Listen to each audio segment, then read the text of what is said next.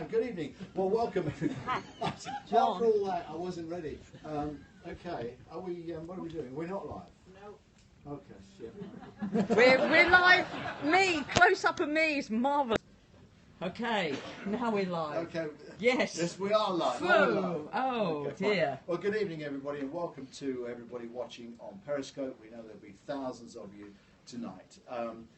We can't, of course, have these fabulous evenings unless we have some help from our sponsors, so it'd be nice to say thank you, I think, to Interserve, who are here tonight, and IMS Maxims, of course, and here from IMS Maxims is Michael, who always wants to come and say a few words of introduction to the and now you can go. Okay, Michael. Now,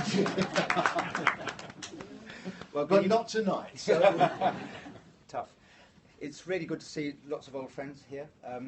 So friends of long standing. Obviously, we all enjoy returning for this sort of habitual ritual verbal abuse from Roy Lilley, but we'll get used to it, don't we? And from my point of view, it's a real pleasure to welcome our guest, Professor Sir Michael Richards, because you will hear undoubtedly from Roy all the things that he's been able to do on behalf of the NHS, and they're really, truly wonderful. From my point of view, he was one of the czars when I was working in the Department of Health, and my particular preoccupation at the time was information systems for health. We finished at half set. As indeed mine. Natalie, stand beside him, drag him off. And Mike was the only czar who had the courage to put electronic patient records in his strategy. And I think now he's got plenty of reason to be proud of that, or pleased that he did it, so we look forward to hearing more.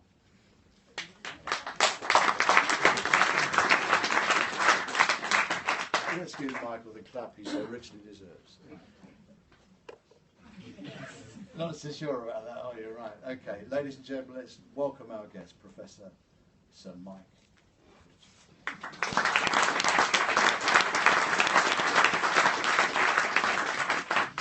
Right, have a seat. Make yourself comfortable.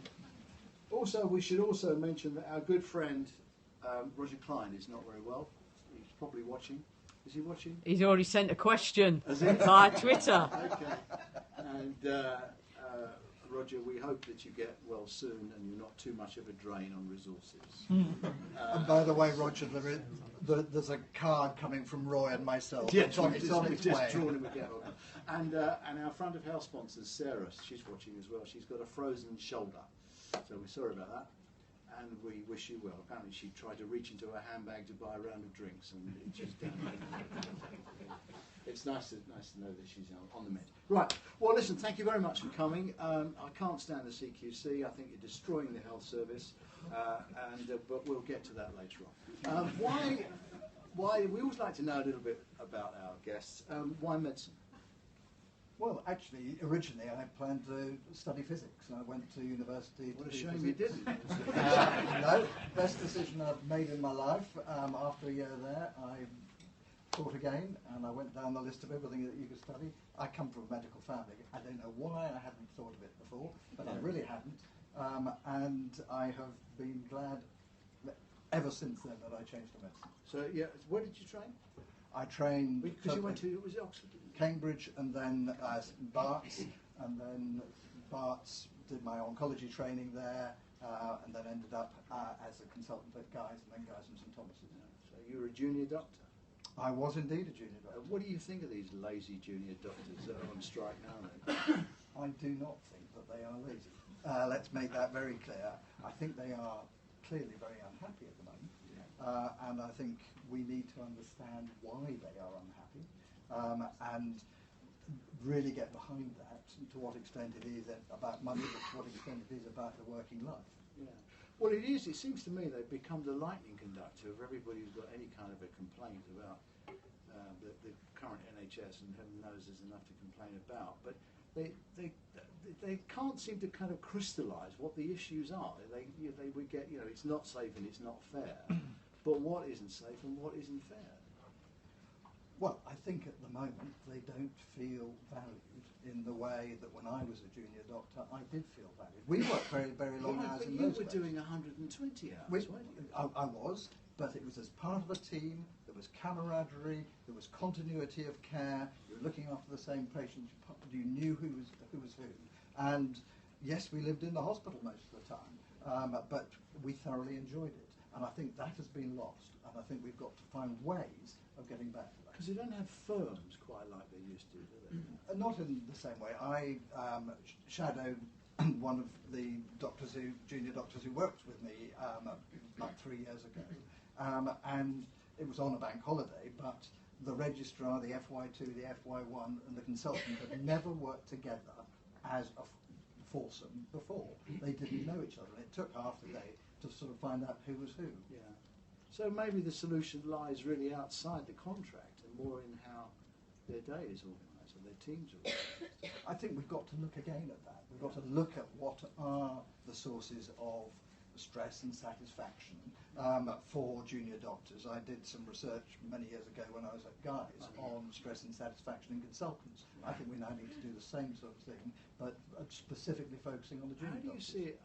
I'm running because I don't know what's going on any more than anybody else does, but I mean, I hear no gossip or anything that are even talks about talks, or no one's in the same room. We just seem to be going headlong into it, over the cliff. And somehow we've got to break through that. I know that Sue Bailey at the Academy of Medical Royal Colleges was asked to look at those other things that weren't the money, if you like. But I understand that the BMA have declined to participate in that. I think that's a great shame. Looking at the Dalton letter, which is the last document that was published on it, and it's, I mean, it's I don't want to say one side or the other. Really, they've got to sort themselves out. But it was hard to see where else the employer could go. They've pretty much surrendered the idea that Saturday will be a different day. I mean, half of that's gone back to the way it was. I mean, one wonders really where we will end up, because in the longer run, it does have a big impact on how hospitals are run and the quality of the services. Absolutely. I mean, junior doctors are at the heart of our services, and in terms of CQC, we always speak to the junior doctors when we go into a hospital. We often have junior doctors on our inspection teams, and very often the junior doctors are the ones that can really tell us what is going on in the hospital, because A, they move across the whole hospital, so that between them they see the whole hospital, and B, they've worked in other hospitals recently, and they can make those mental comparisons very easily. Anyway, so I don't know why we got sidetracked there, but just wind the clock back. So let's go into, why cancer? What was the interest for you in cancer? Because you got into it at a time when we knew almost nothing about cancer, didn't we? And certainly we were doing very little to invest in cancer or cancer doctors in this country. When I was at Barts, there was a hugely charismatic doctor, Gordon Hamilton Fairley, who very sadly was blown up by an IRA bomb. It wasn't designed for him, but his dog looked under a car and the car bomb went off. And I had been lucky enough to see him at work, and I think that was the start of my thought.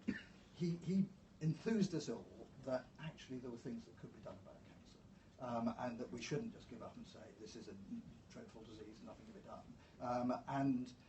He just really started a fantastic unit at Barts, which still continues. And so then I went back to Barts after I'd done my junior jobs to train as an oncology fellow. I'm kind of totally confused by where we are with cancer. I mean, I was reading the NLE report that was out today, I think, where we've gone from 64% recovery in the first year up now to 74% survival rate in the first year, and that's over quite a long period, isn't it? 10 years, I think it is. And the 5-year survival rates, we don't compare very well with 5-year survival rates. What is wrong? What do we do? Well, first, I've got two questions really. Who does cancer the best, and where are we in that? Well, when I was doing the National Cancer Director job, one of the projects that I set up and I then chaired was an international cancer benchmarking group, and that involved people from Australia, from Canada, Norway, Sweden and Denmark, as well as 3 of the 4 countries in the UK. in order that we could compare in detail what was going on, because we've got the cancer registry data that, as you say, we're saying our 1 year survival is particularly poor, or 5 year survival. If you live to 1 year in this country, your 5 year survival is roughly speaking the same as it would be anywhere else. But the real problem is those early deaths. And we did a number of different studies in this country.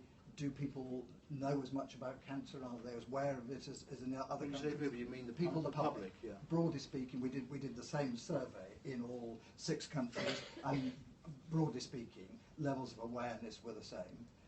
Interestingly, people in this country didn't want to burden their GP. That was one big difference, and so they were more reluctant to worry the GP or to waste the GP's time. That was one part of it. And certainly we did another study looking at GPs and asking them questions, giving them little vignettes of what would you do in the following circumstances. And in England, Wales and Northern Ireland, which were the 3 countries from the UK participating, we had a much lower propensity to investigate or refer than in other countries. Is that a GP thing? Because I remember reading somewhere that the chances of a GP seeing a cancer in the course of his career was, I mean, the numbers are desperately low. You know, you only likely to see 5 cancers in your career. Or No, it's about 8 cancers a year 8 cancers that an average GP will see. But on average, one of those will be breast cancer, one will be colorectal cancer, one will be prostate cancer, one will be lung cancer, give or take. And then there are a whole lot of other cancers, which between them they will see 4 in a year.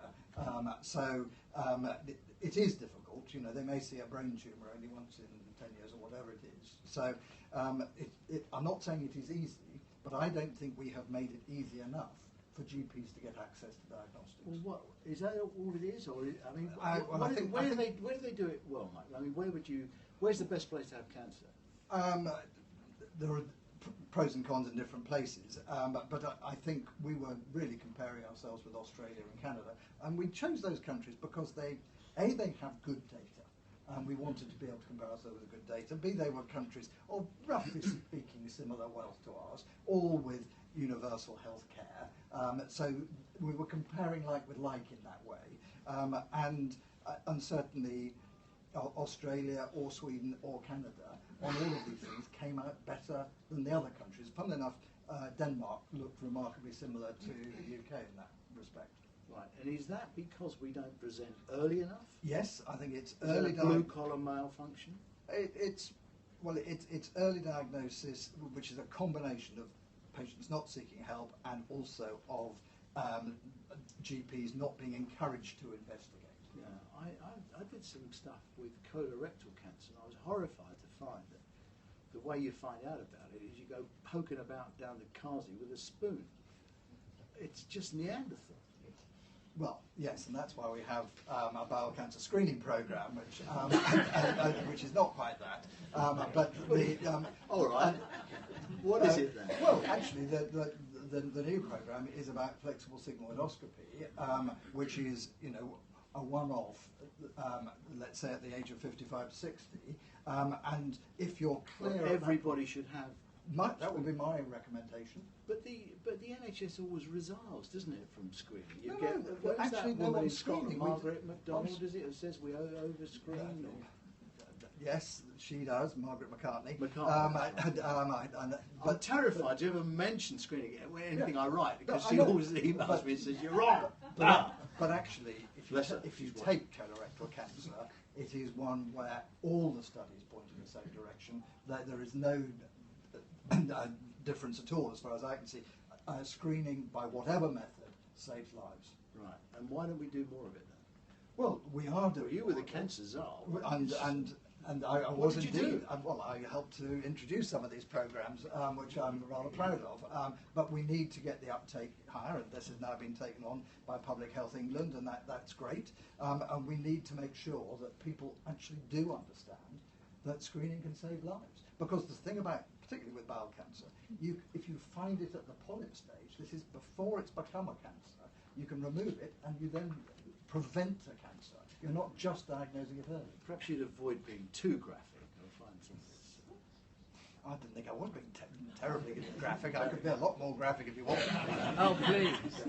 But I mean, if you look, I mean, Public Health England, talking of colorectal cancer, they've been stuffed up the back passage of the town hall and disappeared, haven't they, really? I mean, well, on the one hand, you've got Simon Stevens today wanting to take over the National Trust and rebuild Britain with grass verges and seats for your granny. And on the other hand, you know, you've got Public Health England is just completely bloody disappeared. And they do everything from Porton down to pork sausages. You know, how the hell where does it, they're too big and sprawling, aren't they? Well, I'm not going to comment on Public Health England. I don't work with them or for them particularly closely at the moment. But what I do know is that if we don't get on top of the prevention and early diagnosis agenda across a whole range of different conditions, we are not going to have the healthy long lives that we should have. I agree with that. I just don't see how we're going to do it. I mean, it seems to me that we could do more through employers. We could incentivise employers to push their staff towards screening. And one of the employers that we should focus on is one of the biggest employers. It's called the NHS. Yes. And I don't think we have done enough. And Simon would agree with this. And I think we do need to incentivise. He's busy taking over the National Trust. Well, he can do both. You know, he's quite capable. But we do need to make sure that we look after our own workforce. We've got a workforce of 1.3 million. We can't even agree to paying conditions with 55,000 of them. Don't tell me about looking after our staff. Well, I do tell you We've about just that. pissed off the backbone of the NHS with their contracts. But let's try and keep everybody healthy, not just the junior doctors, but they are important too, but everybody else as well. The nurses will be next. Well, interestingly, I went to a degree ceremony at the University of Hertfordshire a few years ago, and what was very clear, watching people coming up to receive their degrees, was what the body mass index was of different groups of health staff. Oh, you're going to get into terrible trouble here. Oh, Yes. Go on. Suggesting nurses are fat. I didn't say which group. Well, you followed on from the comment about nurses. I think you need to clarify that. The people on Periscope is a very skinny blonde bird sitting in the front. What I am saying is we should take notice of the health of our workforce, and we should help them to live healthier lives. Yeah, I mean, joking aside, I mean, it does seem to me that Public Health England is just a great big sprawling organisation with Duncan Selby sitting on the top wondering what happened this week. And if we were really interested in being able to do something with screening, we should say, okay, we'll adjust the national insurance contributions of employers who promote screening. Well, actually, I think one of the things about national screening programmes is that they are by far the most effective way of getting screening, and our coverage with screening, in other words, the proportion of people in the relevant age groups to go for screening, is actually high. We come out well on screening. But we don't come out well on outcomes of cancer. No, because, and there's a reason for that, Roy, which is that there are, at the moment, only a very small number of cancers for which we have effective screening. So, cervical cancer, bowel cancer, breast cancer. So if you look at all the people who get diagnosed with cancer, it's only about 5% of those who are diagnosed through screening, because we don't have effective screening for lung cancer. Well, what is Margaret McCartney's argument about not doing screening? The false positive argument. Yeah. The argument there is about diagnosis, and Margaret McCartney firmly believes in that. One of the things that we did while I was a National Cancer Director was set up a panel. I did this jointly with Cancer Research UK. Set up a panel to review all the evidence about breast cancer screening, because that's the one that's most controversial. And it was led by Michael Marmot, who is a very good man, and he had a very good panel looking at this, and they came out saying, yes, there is a degree of overdiagnosis, but there is also, there are lives being saved through screening, and what matters then is to present those facts in an open way to the public so they can make their own decisions. And we did a lot of work with David Spiegelhalter at Cambridge about how you can best present these complex numbers, but how you can do that simply. And isn't, I mean, part of the solution must be to look at the target audience for certain types of cancer and promote screening to them. Yes, and the easiest way of doing that is by defining the age range, because most cancers are uncommon before the age. But the GPs have got to do that, haven't they? Well, and one of the things that we also worked on was giving GPs the tools, the electronic tools, to help them work out what the percentage chance of somebody having cancer is based on the symptoms they're coming with, their age, maybe their smoking status, whatever it is. And there are now those electronic tools to help GPs. And basically the nice guidance is that if you've got a 3% chance of cancer or higher, based on that, you should be investigated or referred. Yeah, but I don't see the connection between identifying people with superior data and superior tools, which have really only come around in the last 5 years, haven't they? And the connection with the target audience and getting people to do it. Well, and what do they do in other countries? That's my first response to any problem we've got in this country is what do they do elsewhere? I think that's a very logical first response. What I'm saying is, on the screening side, we compare very favourably with other countries. On the diagnosis of people with symptoms, who are the much larger group, that's where we do poorly, and it's partly, I think, people's reluctance to bother the GP. It's partly the reluctance of GPs or the pressure put on GPs. You can never get a GP, can you? Not to investigate. Ring them up between that's what we've got to 8:27 and 8:31 and keep your fingers crossed. Get it on speed dial. You can't get in, can you? It's really interesting. That's not what the surveys say, but it is what I never see we my all GP. know. My GP surgery is closed when I go to work. It's closed when I come home. It's closed. Well, if the Saturdays it's for an emergency, and I'll go and do A&E, see a proper doctor. I'm going to bugger about the GP. And then on Sunday, I go to church and sprinkle myself with holy water and pray for a cure because they're closed. I never see the lights on. And that's why we have a government that is in favour of 7-day services. Oh, really? Well, let's talk about that. I'll tell you what, that's a good answer. I think I'm going to let that one settle and then people make their own minds up about that. No, I mean, you can't, I don't know. Just seems. What about a separate screening service? Maybe we take it out of the hands of GPs. Our screening is fine. It is our diagnosis. But something's going wrong, isn't it? We don't have good cancer outcomes, but all the front end you say is fine. But no, not all the front end. Screening, remember, is for people who haven't got symptoms. But people, when they've got symptoms and they go to GPs, that's where we're not doing well. And that's where I think we ought to have more sort of diagnostic services in the community, well organised. And I think this can absolutely be part of what Vanguards are doing. So should we let the private sector do it? Why don't we let out a big national contract for cancer screening? Well, remember, we have had private contracts. We had private contracts for MRI. We've had private contracts for PET-CT.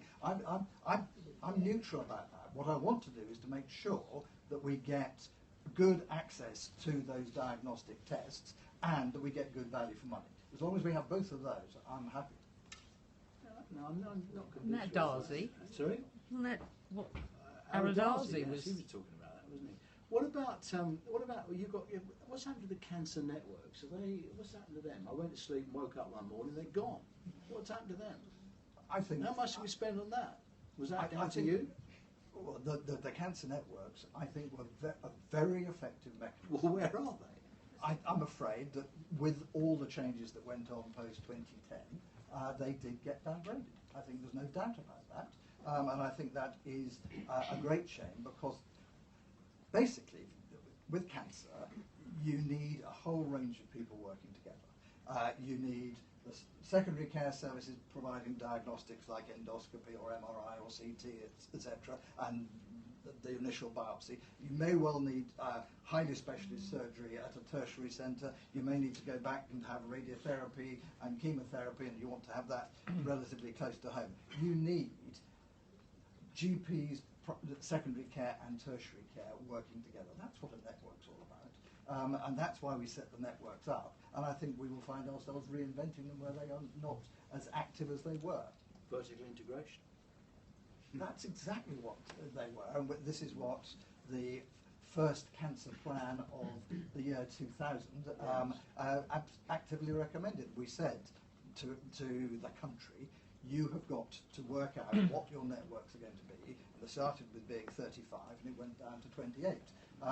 28 always seems to be the answer in the end. But that was very effective in terms of getting the coordination. Yeah, do you think that cancer report, I remember that coming out, do you think that was too early? Do you think now there's a greater awareness and public awareness of cancer? No, It needs another initiative. Well, there have actually been a number of initiatives. So we've had the cancer plan of 2000. We've had the cancer. What a wonderful piece that was. All we do is making shelf makers rich. Not a bit. That plan really drove change.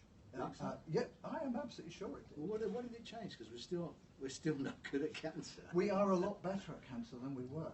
We are absolutely a lot better. We are narrowing the gaps, but we haven't eliminated it. And the part we haven't eliminated is the bit before the people get to hospital. That is the big problem area. So yes, what we set out to do in getting secondary and tertiary care working together, all of that has worked really surprisingly well. And I think we have then updated it in 2007, updated again in 2011, and now we've got the Cancer Task Force report that came out in 2015. But I think with all of with cancer, you're probably going to need roughly once every 5 years to be updating your strategy. Interesting. Well, look, I suppose we're going to have to talk about the elephant in the room, aren't we? Could you just list for me the hospitals that you run? I don't run any hospitals. Have you never run a hospital? I've been a member of the executive of a hospital, yes, a large hospital in London. What did you do for them then? I ran their cancer services, and I also. It's not like running a hospital, though, is it? No, but I wasn't running the hospital. My point is, do you think we should put the responsibility for running hospitals properly in the hands of someone who's never run a hospital? I'm not responsible for running a hospital. I'm responsible for assessing the quality of care that is given by hospitals, and I do think I know about that. I know about it from my days as a doctor. I know about it from my days running cancer services and running large peer review cancer programs to actually assess what the quality of cancer programs is. And now what I'm doing is extending that and saying let's look across a whole hospital and let's look at the quality of a whole range of different services within a hospital. And yes, but do I do that on my own? No, I don't. I get experts in different fields, whether that's in A&E or whether that's in medicine or surgery or maternity, to advise me. I'm not an expert in maternity at all, but I know people who are, and they can advise me on how we can best assess the quality of a maternity service. See, the problem I think a lot of people have with inspection is, it starts with Edwards Deming, doesn't it, who said in his 14 points of management, which I'm sure is something you've never bothered with, but in his 14 points of management, number 3, he says, don't rely on inspection to improve quality. And then if you go on from there, you've got Charles Handy, you've got Tom Peters, you've got Heidsick, you've got every sort of person that's ever studied management will tell you that inspection is the last thing you want to do to improve quality. Why do you think that? Why do you swim against that tide? Okay. A, because I know that cancer peer review, which was a form of inspection, did improve. But peer review is, I'm not going to let you off with that. Peer review is entirely different than turning up with charabancs full of people and clipboards and traipsing through a hospital. Peer review also may not have been charabancs, they were smaller groups, but they were only looking at cancer. Smaller charabancs. So they were. Peer review, we all understand this is an educated audience here. But actually, what we're doing now, Roy, is a larger form. Yes, it is peer review, but it also has teeth. No, you write things along the lines of, I saw one the other day, one of our inspectors saw a drinking glass out of the reach of an elderly patient. Wow. Yes, that's one thing. And did you read the other 200 pages of that report? I don't know. You may have done. Yeah, I'm quite a student of your stuff. Actually. I'm delighted you are. But what you will then know is that we make judgments on hospitals by, first of all, gathering a whole lot of information together from national data sets, also asking the trusts themselves for information, asking the commissioners and others what they think of what's going on in the trust. We then do take in a relatively large team, but that then breaks down into teams of 4 or 5 who go to the A&E department. There are hundreds of them. What does it No, cost? What does no, it cost to inspect the average district general hospital? About £150,000. No, it's more than that. No, it isn't. Must be more than that. No. You can't do it for 150 grand. And well, even if you did, it's too much. Well, I can assure you that if you look at the costings of my part of CQC, including the strategy and intelligence people who are working with us and the call handlers and everybody else, put all that together, the costs of my program are less than 0.1% of the turnover of these hospitals. Then you look at the costs in flow around inspection. I mean, I was up. I'm not going to tell you which hospital I was at, but it's a very well-run hospital, and I was there. Terry and I were up there looking at this hospital, and they'd spent 200,000 getting ready. Well, what if they had? That's up to them. I think this first time round, people will have spent a lot of time and effort getting ready, and actually, that's probably led to quite a lot of improvement. And there are a lot of trusts that will come back to us and say, yes, we did put things right during that time. It was a good exercise to go through. And we also know that it's the trusts themselves that tell us that the inspection process has helped them to improve. I can give you the figures. It's right here in front of me. Yeah, I'll tell you. Oh God, I'm going to tell you. Switch off. I don't think if 80% of trusts say that inspection identified areas for improvement and helped 70% say actually helped them to improve. Well, what do you think they're going to tell you? They're all terrified. They're not going to say the whole thing was a basket case. These questions, we don't. It's anonymous feedback, so we don't necessarily. They're all terrified that you're going to turn up and do it again. I mean, the whole thing seems. I mean, if I No, really. not. Do you remember when Sam Jones won the Chief Executive of the Year? Yeah. She sat in that seat and told us all about it. She was Chief Executive of the Year. The next morning, 6 o'clock in the morning, you turned up with 200 people to inspect her hospital. We didn't turn up with 200 people. Let me be very clear about that. But How many was it? I would guess that would be about 50 of that trust. So you're only multiplying by 4, but there we go. That's about par for the course. I've never known to underestimate. No. So, and actually, that trust has long-standing major problems, and that's why. But we all know that. No, I don't think everybody did know. Oh, No, it's easy to say that. With The local health economy is melting. The infrastructure looks like a bomb site. I can tell you, lots of she people. was struggling to recruit. Yeah, and what I'm not saying is that was Sam's fault. I have talked to Sam at some length about it, as you can imagine. But I think there were long-standing problems. What she has said to me is she wishes that she had cried for more help sooner about that hospital, because it's really challenged and it needs a big turn. I'm not going to go into the history of Watford, but she had the TDA all over her, and they were being most unhelpful. Let's put it like that. At least I'm accused of exaggerating. But the whole point of the special measures programme is saying these trusts need external support. Do you think special measures is the right phrase to motivate people in the hospital?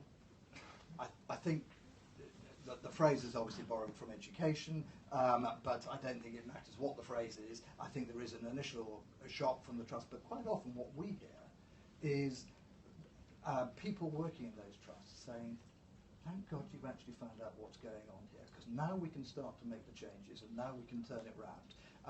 Do you think they should wait for that? I mean, shouldn't we? No, of course they should. We focus on running our hospitals in a way where people do feel free to say there's something wrong? Yeah, and absolutely. Don't you just drive it underground?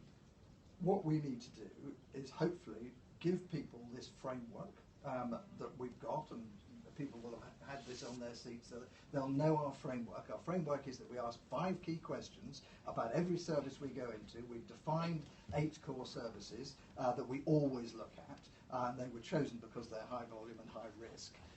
And so we we rate them on these, and that's a framework that then trusts can use But themselves. you're going to stop doing this now, aren't you? Not, I hope that in this next phase, very soon, by the end of June, we will have finished our first round of comprehensive inspections. And that will be a huge landmark. We will have a better picture of the quality of care of the NHS. You'll have a picture of, well, hang on, Mike, you'll have a picture of what you saw on that day. You won't have a picture of what the quality of the NHS is. Okay, we can't get them all. You'd be even more worried if we were trying to go to all of them on the same day. But over a 2-year period. But you'll have a snapshot of what a hospital was like on the 25th of October in 2011. No, we only started rating from 2014. So this is 2014, 15, and into 2016. But we've been inspecting hospitals for 16 years. And we've never done it well before. And we are now doing it well. What's the return on investment? I worked out that we'd spent £3 billion inspecting hospitals one way or the other. And, all right, perhaps I am sometimes prone to exaggeration, but I did do that carefully. So £3 billion inspecting hospitals, and still 2/3 of them, and according to you, are no good. And Roy, going back to your point about does inspection deliver improvement, not on its own, but shining a spotlight helps trusts to know where they've got problems, and they don't all know where they've got problems, and then it's primarily for the showing people what good looks like. You don't. You show them what bad looks like. Ladies and gentlemen, on your seats, you may have this. I can show you what good looks like. You can show me what green looked like on a particular day. You can't show what good looks like. Is St Thomas's doing a good job tonight? We are in the process of finalising our report on St Thomas's, so I can't comment on that. But is it doing? I can't comment on that one today. But I can comment that Frimley Park is doing a fantastic job. Yes, and do you know why? Because it's got fabulous leadership. Yeah, and do you know why?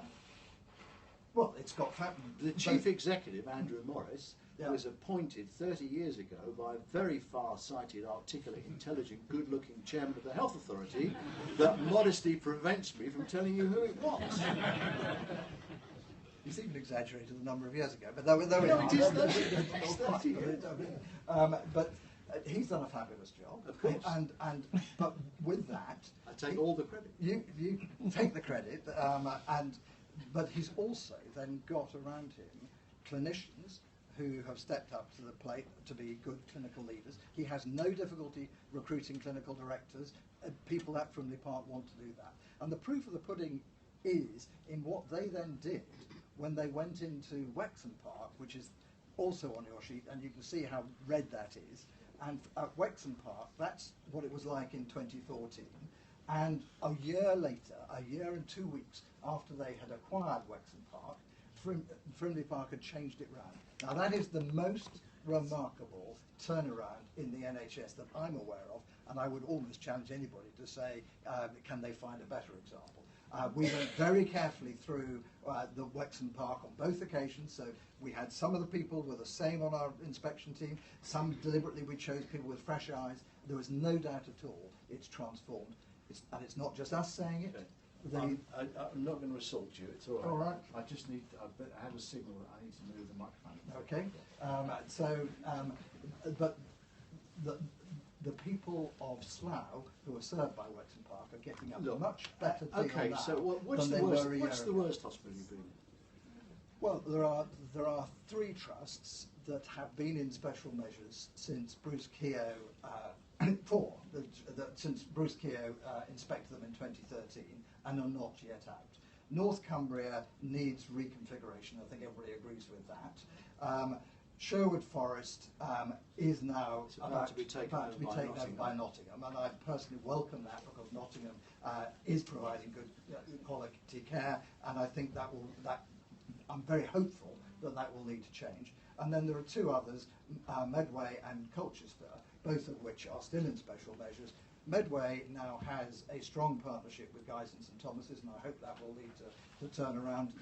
And we are watching Colchester extremely. See, my question is really, what are you doing to introduce Colchester to Frimley Park? What are you doing to show them what good looks like? believe you me, I have had that conversation with the people at Colchester myself, and I have encouraged them to go and see, not just Frimley Park, but other places that are doing a very good job. And part of what I think we can do at CQC is to point people to where there are either outstanding whole trusts or outstanding services, so that they can know where to go and look. But I mean, I don't even know where to start with this. This is just like complete nonsense, it seems to me. I mean, we've got the monitor, right? Not what do we call it? Not monitor. What do they call it?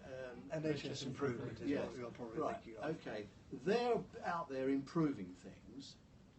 Well, where do you fit into all that? It seems that we've siloed improvement. I mean, if you're the one that stomps around with the clipboards finding things wrong, and you've got no real mechanism to put it right, other than perhaps say to Colchester, why don't you pop over to Frimley and see what they're doing?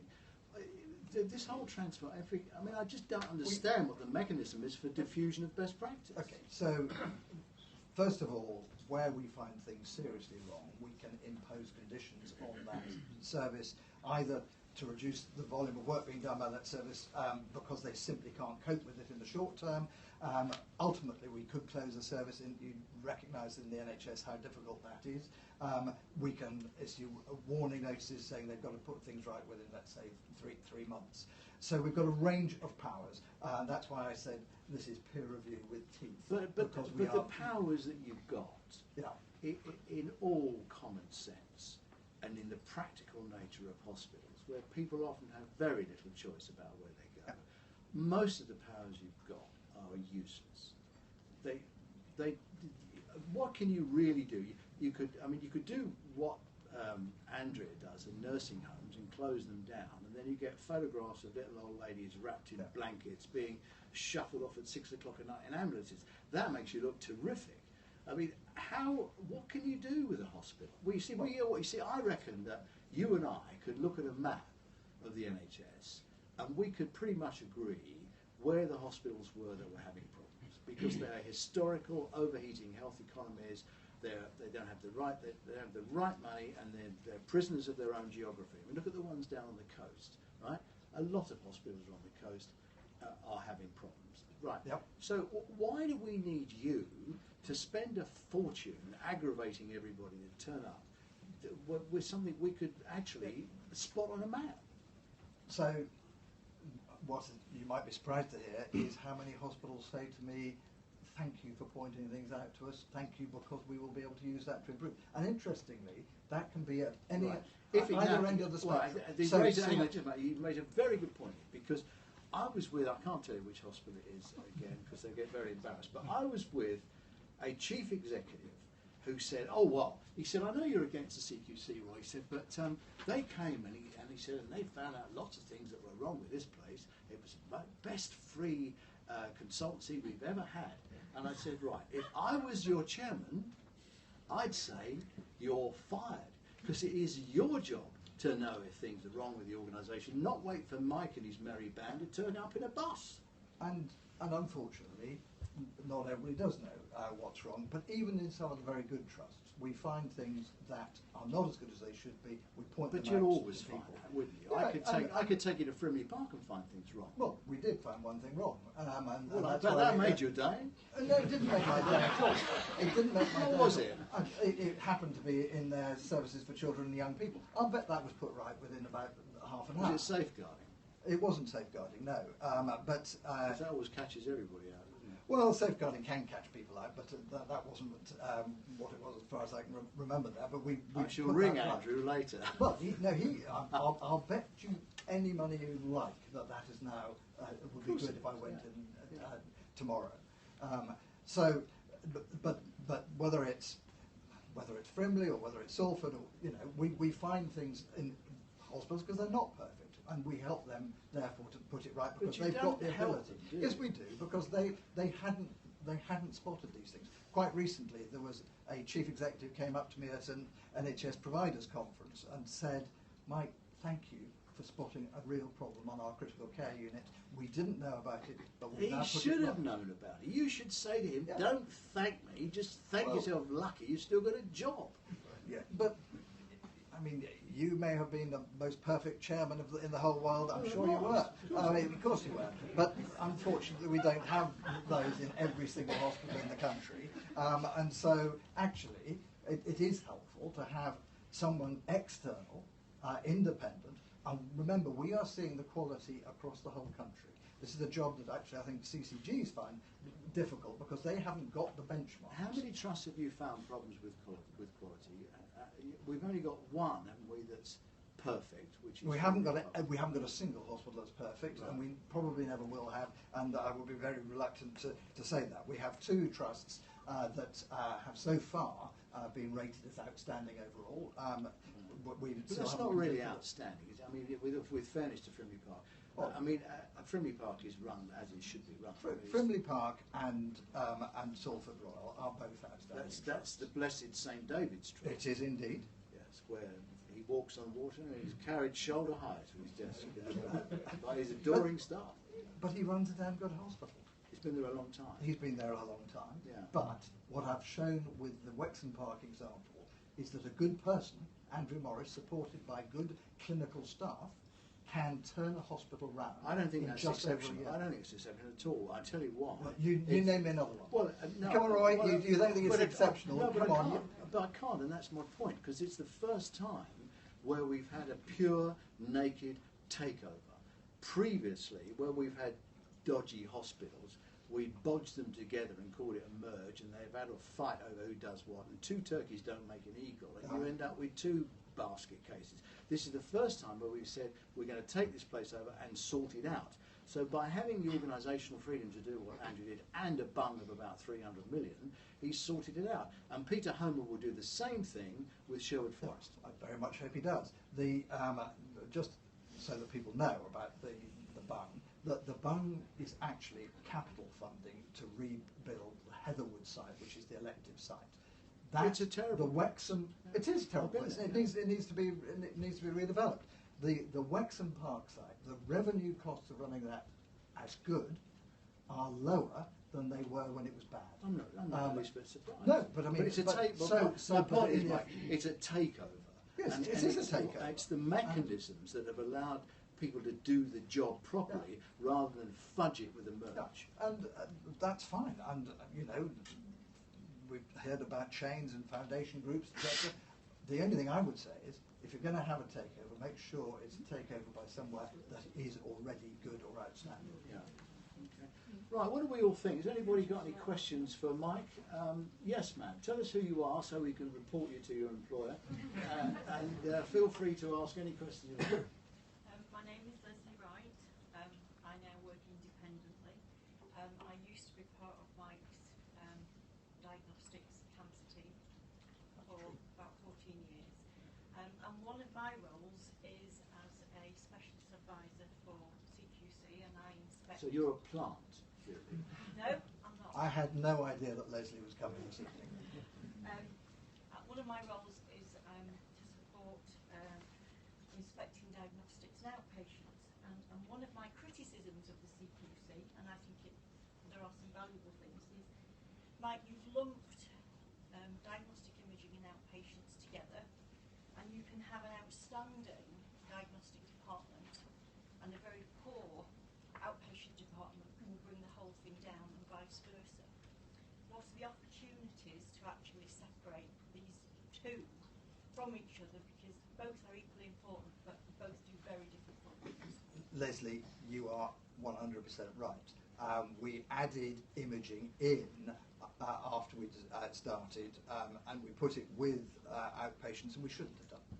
It should have been a separate core service, and it will be from the next phase onwards. You've got my word on that, because it doesn't make sense if you've got, and for just the reasons that you've outlined, if you've got something that's very good, something that's not at all good, you end up saying it requires improvement. So that is an error that we've made, and we can correct it.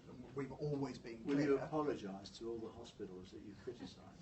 No, in this way? No, because actually, if you read the reports in detail, we actually say the bits about the diagnostics and the outpatients, but it takes disentangling, and that isn't satisfactory. So Is it? Well, I mean, that's interesting, isn't it? You see, you've opened a nest here, because quite often hospitals are in the problems they're in because of the local health economy and the interrelated structures between hospitals, not least of which is social services, where hospitals get bunged up because they can't discharge. I know you'll say, well, some hospitals manage to do it, but I don't think it's much of an answer. I mean, you do have to look, don't you, across the whole of the landscape if you're going to take a view. yeah.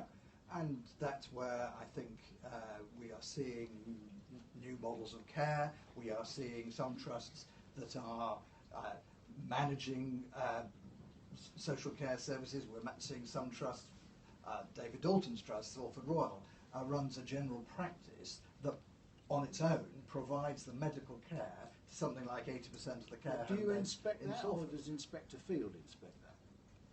We inspected it as part of our Salford Royal inspection, but we made sure we took with us people from Steve Field's team. More people, bigger bus. Well, it's an. If they would More be, money. they would no. I mean, they would have been inspected as a general practice anyway. If Edwards Deming was sitting here tonight, what would you say to him? Would you say you're wrong? I'd say come on one of our inspections and actually see what it is. The bloke's turning in his grave at the thought of it. Yes. Well, How much? Look, what are you going to do about the money now? Because quite rightly, the government has finally decided that 200 million quid is more than enough, and you've now got to sort yourself out with some money. I can't see there's much in the way of income generation for you. What are you doing? What's the? I've looked at the consultation thing. It just the best idea that David Beamoth has got about sorting the money out is to charge everybody a shed load more. There are two completely separate issues there. One is a government commitment that over time we should not have grant in aid from the Department of Health, but we should charge all our expenses as fees to whether it's care homes, hospitals or general practices. That is a government decision. There is the second thing, which is we have got to tighten our belts. That is the same. But what is your as hospitals are doing? Well, we've got to do more. We've got to do it better, and we've got to do it for less. But I mean, can you? I mean, if they're talking about a huge hike in. I mean, I know it's not your specialist area, but you are on the board, so you can speak for the organisation. It's a huge hike now in care home, or they're proposing a huge hike in care home registration inspection fees, and most of them are trading at the margins. I mean, you can see them being tipped over into bankruptcy. I don't actually think that that will make the difference between tipping them over into bankruptcy, but I do think we have a problem with funding of social care in this country. I don't think anybody denies that. But we're not going to give social care more money to give it to you to inspect them. That's not the idea. But we have got to find ways of making sure that our ever more older population get the care that they need. And that care is not sitting in acute hospitals. It is being able to be cared for at home wherever possible, and in care homes when they need to be in care homes. I don't think we have a proper good funding solution. I don't want to get off on care homes, because I know it's not your specialist topic and a lot of people want to ask you something, but I read a really fascinating statistic the other day that said 50% of people who are taken into hospital with a blue light over 75 come from care homes. And the argument was that where people go into a care home, over time they're living longer, their acuity falls off, and actually they need nursing care, which care homes can't provide because that's not what they're licensed to do, or indeed funded to do. And one wonders really whether or not we need a radical rejigging of care homes to reflect the fact that people are a lot older and need a lot more help. And going back to my example of Salford Royal, that's where one of the things that I don't think we've got right in this country is the medical support for care homes, but the GP practice that Salford Royal manages, they specialise in that. And incidentally, that is very similar to what happens in the Netherlands. And that Birdsong. You know about Birdsong? I don't know about it in detail, but I do know of it. And what I do know is that actually reduces admissions to acute hospital. So it's good for Well, patients. on the Academy, and on the Academy of Fabulous Stuff, Yeah. which is the website that we run, which is dedicated to excellence and good practice and innovation, Yeah. which is probably not something that you've ever looked at. We have got some, Terry. We've got some very good examples. Where was it, in Nottingham? Was it? Oh no, it was Liverpool, wasn't it? Aintree, with their, with Airedale with their telemedicine. Aintree have advanced But enhanced what Aintree pathways. were doing, this is important because it doesn't come out in inspection, but what Aintree were doing is they were saying, right, somebody's medically fit to discharge, we will discharge them, and we will sort out the support when they get home. Two things happened as a result of that. Higher sense of urgency about having to do it, and people's acuity in their own home is different. What makes you think that our reports don't mention Well, these because things? I looked if at you- it. if Because you I look at looked our at it. reports- I looked at it and it's no, not there. I think you'll find it is actually. What, that I initiative? think it is. I wouldn't. I can't be.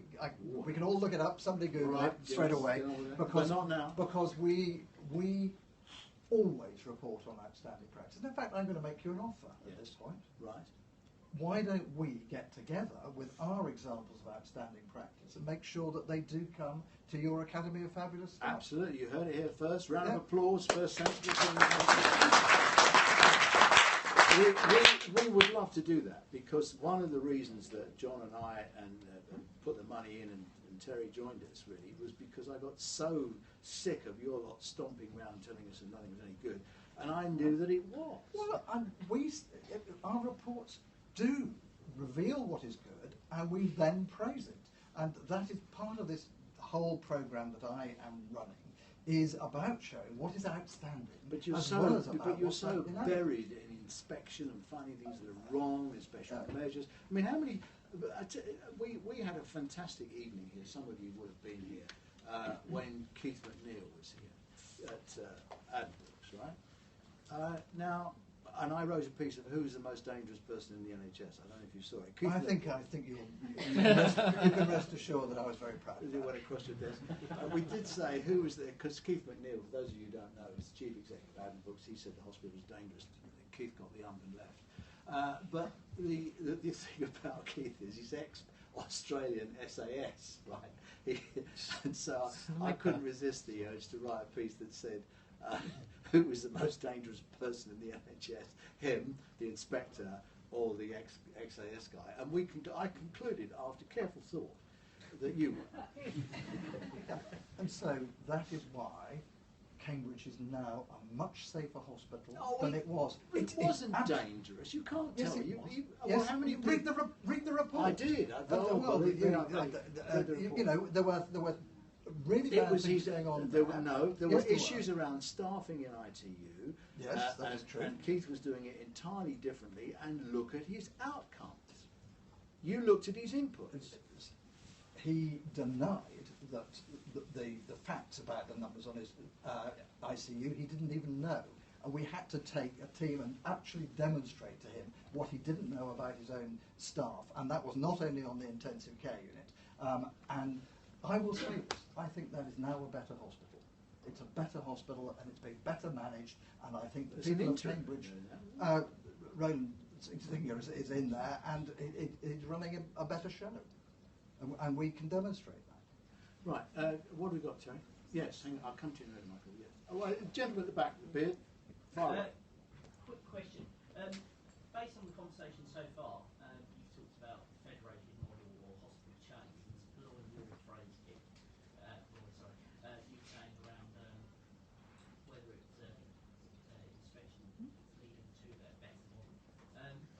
What do you think that the naked taking over of a hospital would lead to better improvement, or do you think the new federated or hospital chain model would lead to better improvement overall? I think if a hospital that is faring badly is taken over by a hospital that has got good leadership and really know what good looks like and have got strength in depth, then that can lead to quite rapid improvement in the quality of care given in the hospital that had been faring badly. I've shown you the example, the best example we've got, and I have no doubt at all that the population there are getting a better deal. The staff are much happier, and the staff, as a matter of interest, in terms of whether they would recommend the hospital to friends or relatives, that's gone up from only 25% to 69% in only a year. So it's not just me saying it is them saying it. And so I think there are cases where takeovers, but given those criteria that I've just set out, where it can be very successful. You look puzzled, right? You want to come back? Slightly, yeah. I mean, I'm from Bromley CCG.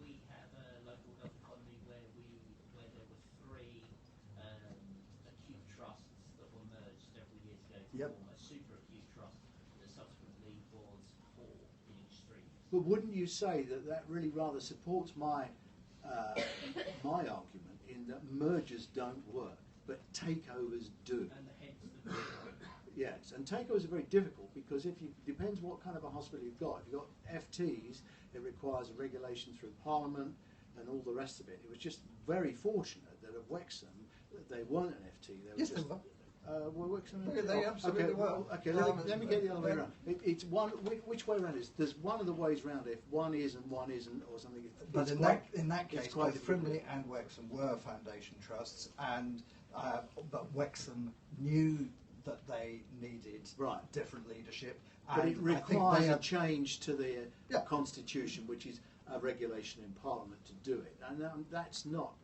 impossible to do. But it has previously been the impediment to naked takeovers, whereas before you get, I mean, look at Barts, for example, how that's merged and got itself into all kinds of problems. That wasn't a good move, was it, with Barts, to merge? I think at the time it may have looked a sensible thing to do. I think our project hadn't come into effect then. If we had gone and looked at what the quality of care was in the individual hospitals, we might have been able to say, actually, that's a foolish thing to be doing, because bringing together a number of hospitals, none of which is delivering at a good or outstanding level, would not be. Do you think it's quite an interesting point? I mean, do you think you should have more power to direct the future of organisations?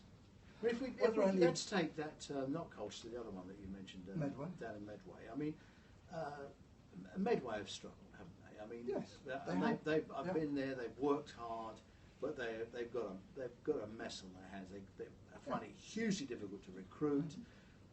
The money doesn't add up in the local health economy. They've got the local CCGs that are at war with each other. I mean, you really do need to. Somebody needs to go down there and bang heads together. Now, we don't have strategic health authorities, and the divining strategic hand of a health authority, the hand of a strategic health authority is missing to make things happen. Do you think you could fill that gap? I don't think we can on our own, but I think the combination of CQC and NHS improvement working together, and sometimes with NHS England and the CCGs, and I'm delighted to say that we are developing a very good working relationship with Jim Mackey and his team, and I think that will... Well, they've rebranded, haven't they? They've stopped being Monitor, and now they're all lovely and cuddly, and we're here to help. Well, yeah, they've also got a job to do as a regulator as well as... Well, I mean, Ed Smith talks about the difficulty of combining those two. There's a great joke, isn't there? Of course, I love you in the morning, the check's in the post, and I'm here for Monitor to help you. They're the 3 fundamental lies. And Michael, he had a question. Could you please be nice? Because it's our sponsor speaking.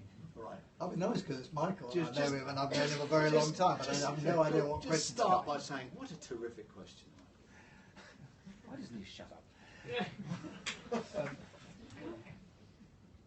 Going back to the theme of things they just didn't know.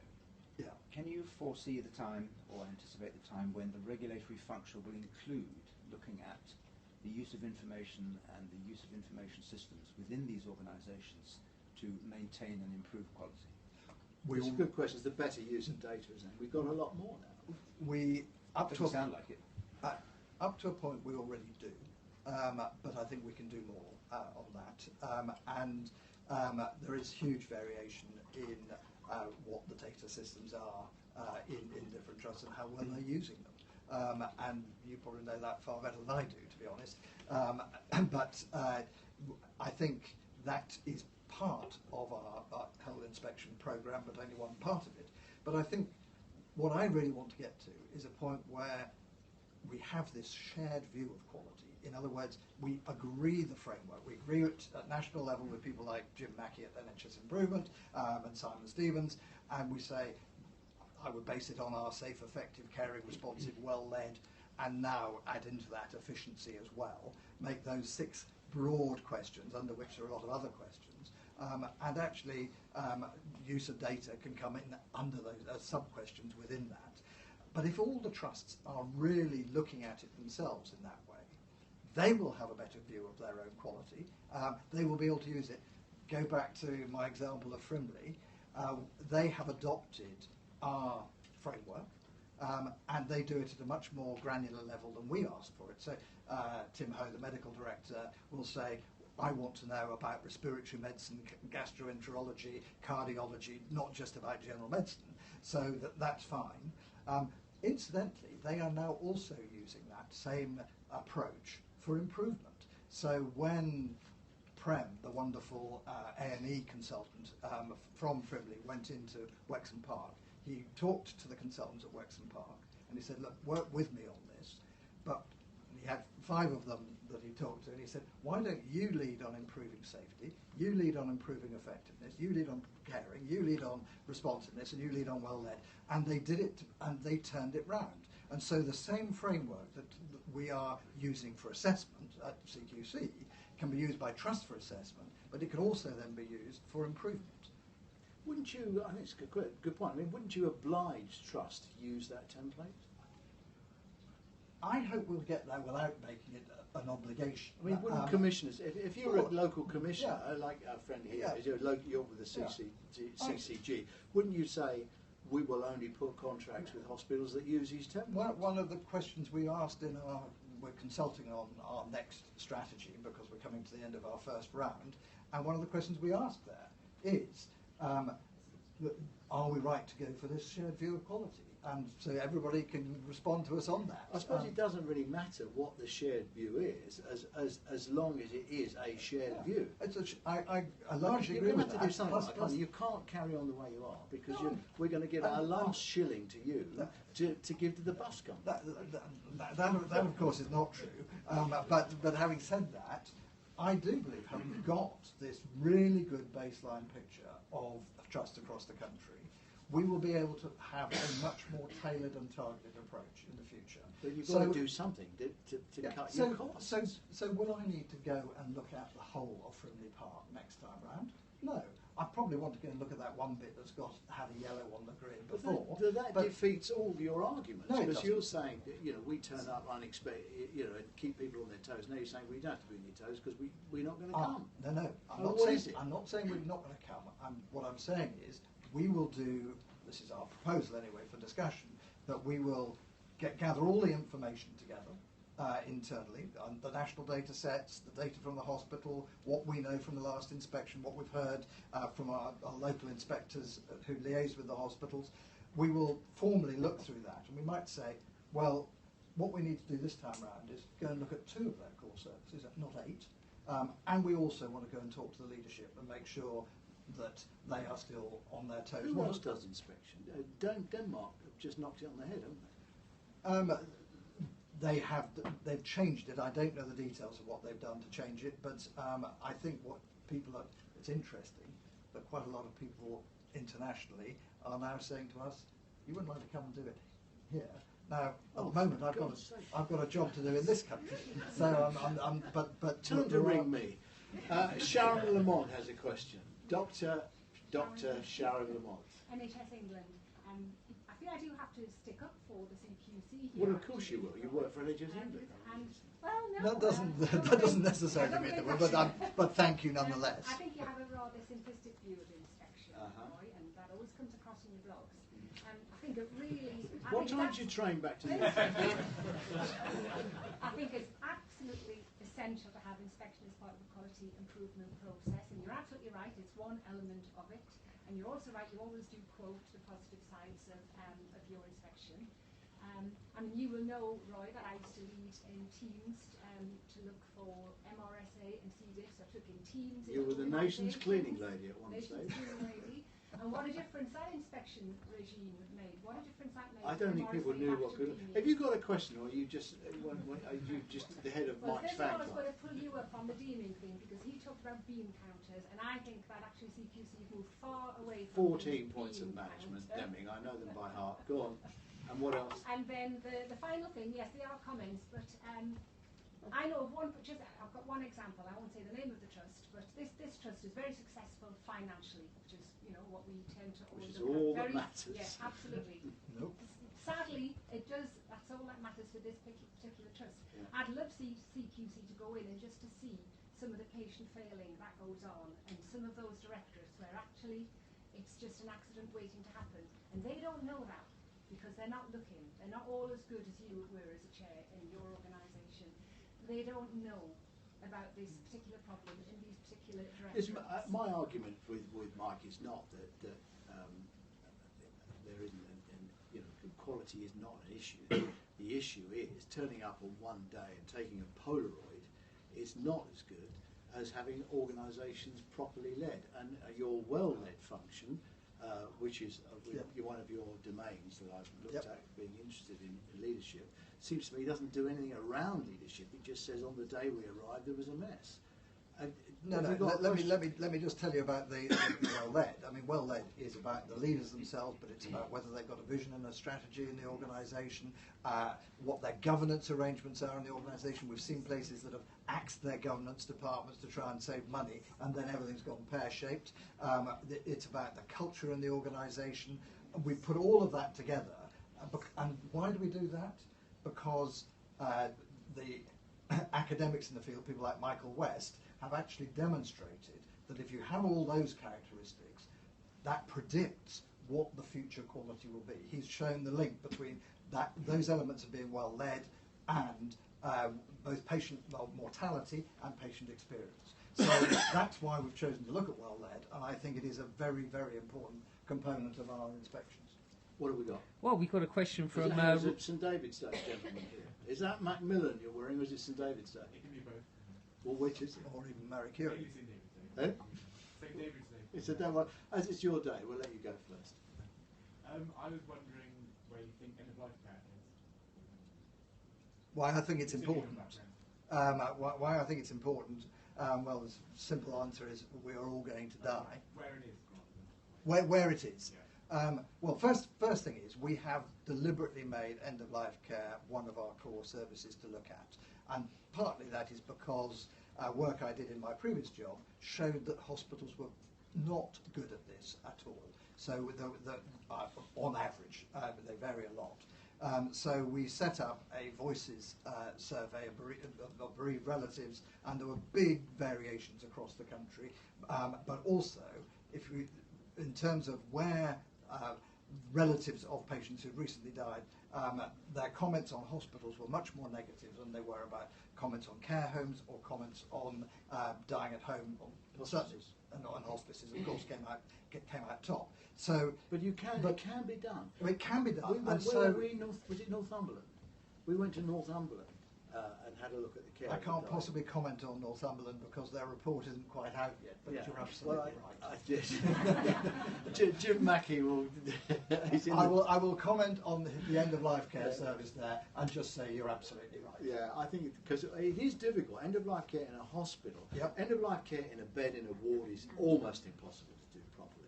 And what they've done is they have an end-of-life care ward where they've taken people out of the hurly-burly, stripped everything out, and made it a much more sympathetic. And they have an integrated team that works in the hospital, working with a team in the community, and if a patient wants to go home to die, the hospital team actually go home with the patient and hand over in the home to the community team. It's an integrated trust, so the Northumbria Trust runs both the hospital service and the community service. It is one of the best examples of integration. And I don't know if you've been there, but Macclesfield have a fantastic hospital and end-of-life care at home service as well, which is worth having a look at. Right, sorry, let's get to some of the texts and people. Okay, so this is a question from Roger Klein. Yes. I hope he's on Periscope. Was he watching? I hope he is. Hi, Roger, if you are. This, in fact, his question was text in prior to your very, very generous offer to send your fabulous stuff on fabulous NHS stuff. But his question is, actually, hasn't Berwick said that the CQC can be the engine for spreading best practice? Is there any coincidence with your offer? Well, he has said that. He has said that. Last week, and well, no, actually, he said it today in the HSJ. Yep, and that's what he's quoting. And I think a couple of weeks ago, Don Berwick had some more negative comments to make about inspection. He must have been listening to you. Me and Don. But actually, I think that he now does understand what it is we're trying to do, and that this inspection program is about being one part of a drive for improvement. There's no question about that.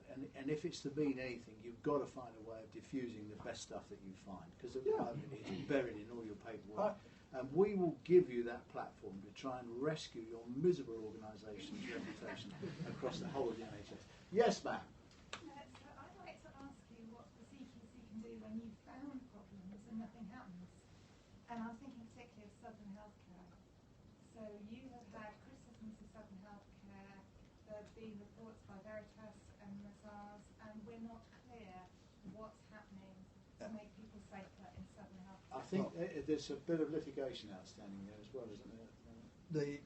With Southern We Health, just need to be mindful of that. with Southern Health, we We need to be mindful of the fact that there are still people Yeah. having bad experiences. Yes, no, I agree. No, and when we inspected, I can't remember the exact date of our inspection, we found a number of quite serious problems, and we issued a number of compliance action and warning notices about that. We have more recently we have re-inspected, focusing on those areas. I have not yet seen that report, so I can't comment on it. CQC, your report identified the problems, but you identified them some time ago. You've re-inspected. Sarah Ryan is very vocal on Twitter about her experience with a whole load of agencies, and I don't have an issue with the CQC inspection, but I want to know what the point of it is if it doesn't result in improvement. Well, can we deal with it in a wider context? But if any hospital, let's wind it from Southern Health. But there are, unfortunately, a lot of hospitals that we have rated as requires improvement overall, where they have a number of problems throughout, and some, as you know, we put into special measures because they're inadequate. I think what we now need, and this is working particularly with NHS improvement, is to say, actually, what is our approach to helping those trusts improve? Because not all trusts have the capability to do that.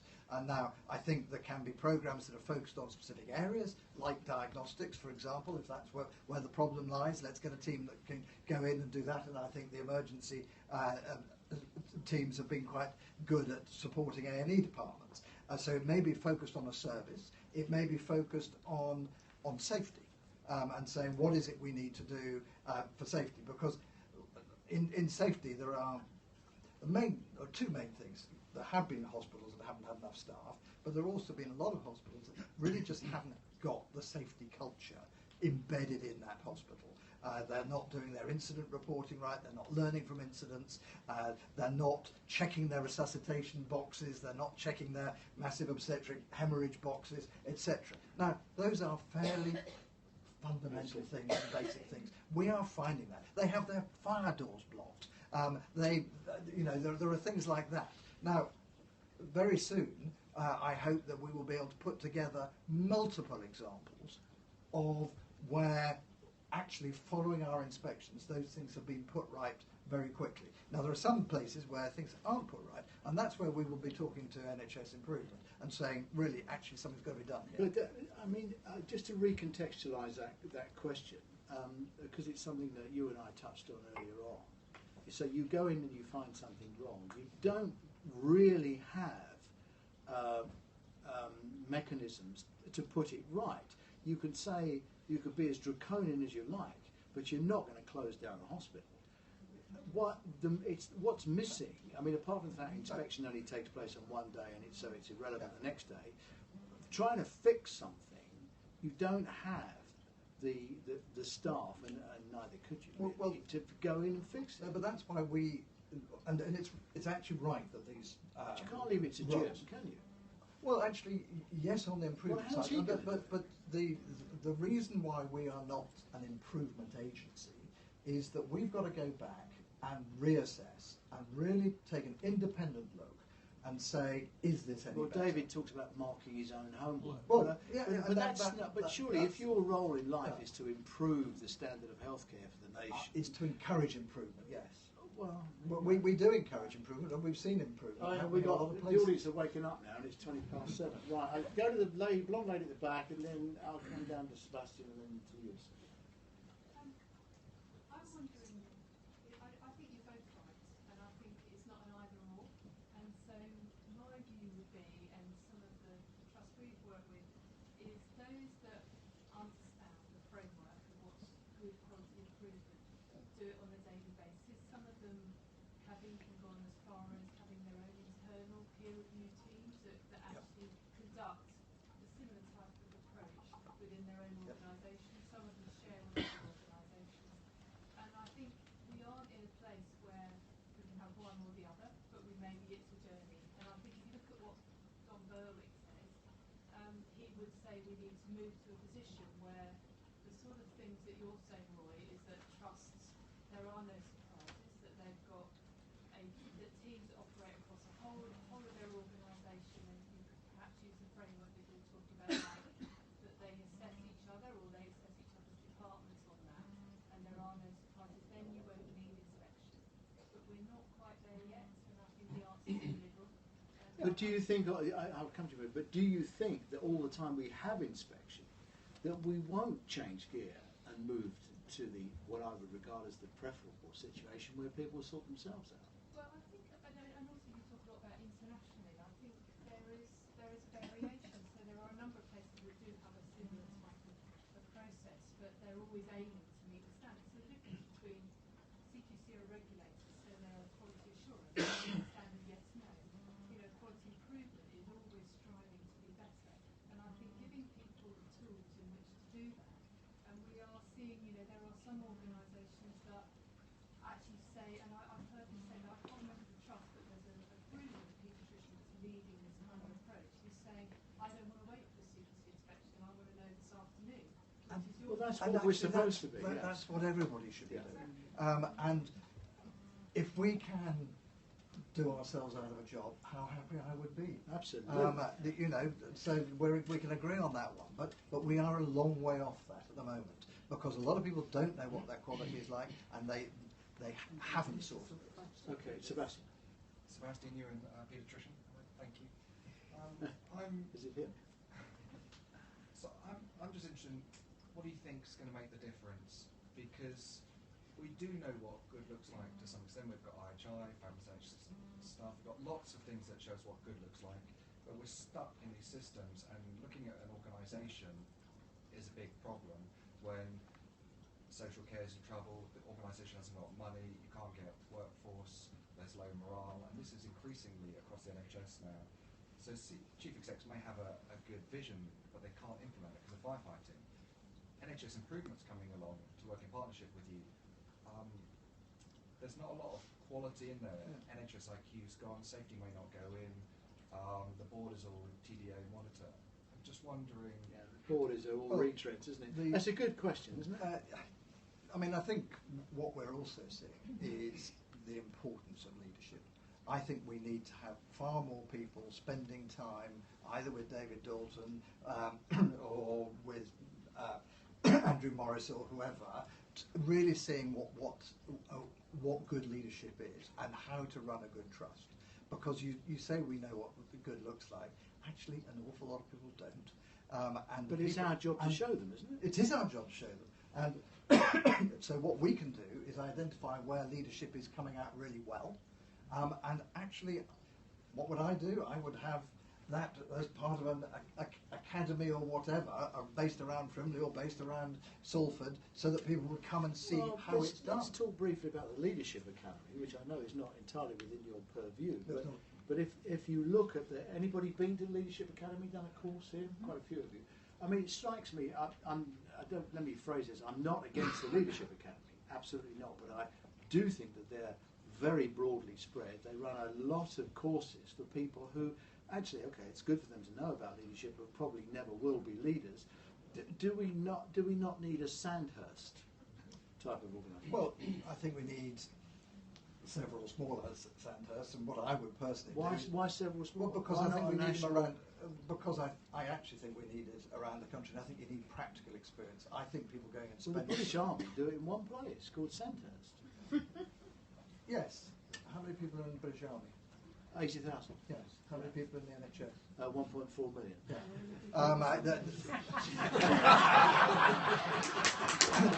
So, and for once I agree with your numbers too. I mean, that's quite remarkable. It's only having a laugh. I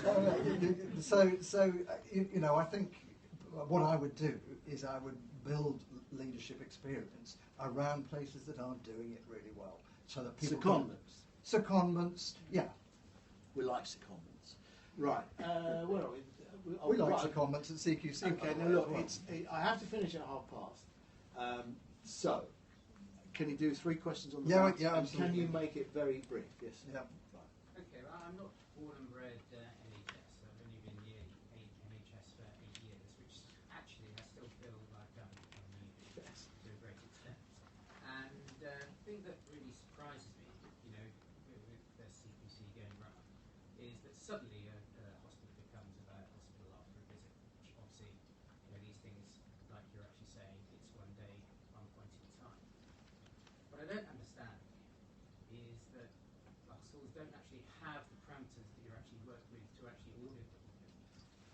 Being looked at on a 6-monthly annual basis anyway, so they actually know where they are, at any given time. When I came into looking after a small section of my trust, which was health,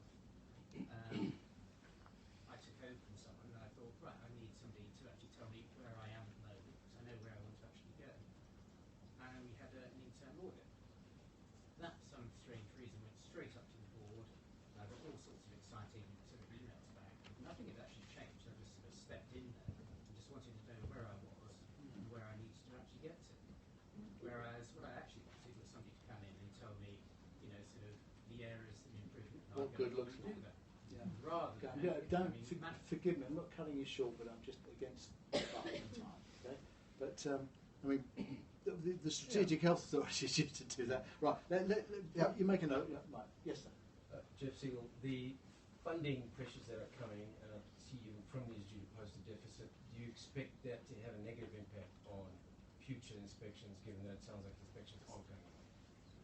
Okay, funding, yeah. Having a deficit is like a fashion accessory these days. Everybody has to have one. Yes. I can be really quick. I agree with both sides of this points that have been made. I prefer an edge on yours, Roy, in terms of proactivity and getting stuff done. Good man. But I think you two can do that. I really genuinely do. For me, the biggest point is leadership. So leadership isn't so much about education tools, it's about engaging people on the ground floor to be energised and enthusiastic. And they've got the ideas. It's not the leaders that got the ideas, it's the people on the ground floor. You probably find it as well. You visit a hospital and you find it fizzing with great ideas. And there's things that we can do there disappear to capture that. Exactly. Shane, do you want to Very excuse me, briefly. this is the sponsor. Be nice. Be nice, okay. I'm Shane, I'm CEO of IMS Maxims. I worry about the CEOs of this country. The examples you've given of greatness have got longevity of leadership. And I'm seeing the longevity of CEOs, the average tenure dropping from 27 months. And I met a CEO the other day, and they said it was 365 days. Now, is there a lot of new CEOs that have just come in? I think not. But anything we can do to help encourage, and an example of a group of hospitals I used to work with before, CEOs once a year used to move around the hospital for a week, and there was peer support review and all sorts of things blended into that. And I know the NHS is big, we've got 165 acutes, but could we, in our little smaller Sandhursts, perhaps encourage some more peer review support and networking? Okay. There you go. Can you do that in 90 seconds? Yes, no problem. You talk about things suddenly going wrong. I don't suppose that actually the problems do start overnight. It suddenly gets recognised. I think that our shared view of quality, our framework, will help places to do that audit that you did when you started off. I am attracted to the template idea. Yeah, and so if we can sell that widely and get everybody engaged in it, I think it will make life a whole lot better. Or oblige it, just oblige it. Go to the commissioners and say, don't buy anything from hospitals who don't use this template. And we may well get to that point. Yeah. But let's get. My belief is that if we get people really engaged to begin with and saying it's a good idea, then if we do need to mandate it, we will, but it may or may not be necessary. Funding issues, let me just say, the funding is very, very tight. I'm the first to acknowledge that. I think what we're also seeing is that running a hospital well is less expensive than running it badly. And you don't have to believe me on that. Anita Charlesworth from the Health Foundation. Worryingly, the analysis also found that poor quality of care was associated with larger deficits. Acute and specialist trusts found to be inadequate by the CQC were more likely to be in deficit than other trusts. So and what we've shown with the Wexham Park example is you can turn it round and it's actually then costs less to run than it did before. Leadership and engagement, absolutely. It's just that's the most critical element we've got to get right. Longevity of CEOs. I think we do have to recognise how difficult the CEO role is. I'm certainly not wanting to do anything to undermine that. I absolutely know that they need support. I think what we've shown with special measures, whereas for 65 of the 68 years of the NHS, our basic policy was if something was failing, you just get rid of the CEO. I think what the special measures regime is about is saying it needs external support. Well, I'm just going to say, do you think you perhaps need to redefine your approach around leadership to say that these trusts are not necessarily badly led, but they are led in a way that they could be led better, particularly if you get, for example, an interim chief executive in who's had his arm up his back to bring the place back into balance. Do you think you need to attenuate your approach to leadership? Well, I think we need to say it as it is. So we need to say what we see about the leadership, what we see about the vision and strategy, the culture, the governance, all of those other factors. But yes, we do see some very good interims who do help to turn things around. And we need to encourage the next generation of managers and support them to become good leaders. Quite agree. Listen, we're up against the buffers of time. Might be just before we finish up, we've got a little gift for you here that the regulars will know about. It's a bottle of scotch that we like to give to our guests to say thank you. It's a very special bottle of scotch. It's actually Welsh whiskey. Right, fair enough. Which is Penderyn, which is the world's finest whiskey. Very wonderful. A little tiny splash of water, you'll love it. But even better is that it's just above the limit where you have to declare it as a gift. And we just love the idea that I've had a present from Roy Lilley. Mike, you've been great guests. Thank you very much.